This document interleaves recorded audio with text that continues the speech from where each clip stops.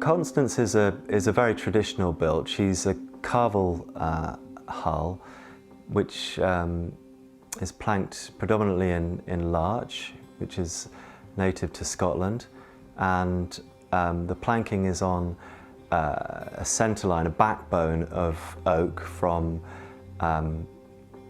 Cornwall, Cornish oak, for the stem, the stern post, and the keel, and also for the frames, which are sawn frames, single futtock sawn frames. The shape of the frames follows the grain of the curved oak plank. But then, spaced between the sawn frames, there are 3 steamed oak frames, which are bent into the planking after the boat is planked and then copper riveted through. The deck structure is also all oak, Cornish oak, but the deck itself is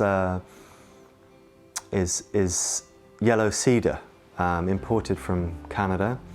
Very durable, lightweight wood, which I lay fore and aft with a tongue and groove underside, and then I have a diagonal layer, and this forms a composite deck because wooden boats, traditional wooden boats, they tend to be, if they are going to take any damage, it's normally from fresh water through the deck. So I create a very strong, very durable composite deck sheathed with fiberglass and then overlaid with teak. So you have all the beauty and usefulness of a teak deck, durability of a teak deck, but which is completely waterproof and extremely strong.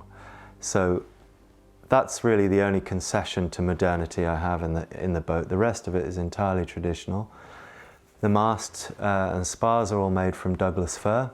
The cabin sides are oak.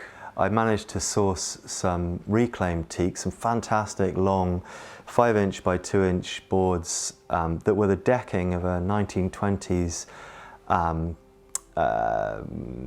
luxury cruise liner that had been broken up in India, and then the timber had been imported to the UK for use for joinery and different purposes. So I was lucky enough to repurpose that timber that in places you could see where it had been worn through by many years of people's footsteps, and the staining of the iron bolts was still in it. But so a little bit of character and colour to the wood, but when it goes grey on the deck and weathers in, it's absolutely beautiful, like new teak would be, and still has all the oils and the quality that new teak would. It's extraordinary timber to have had a life already and yet still have that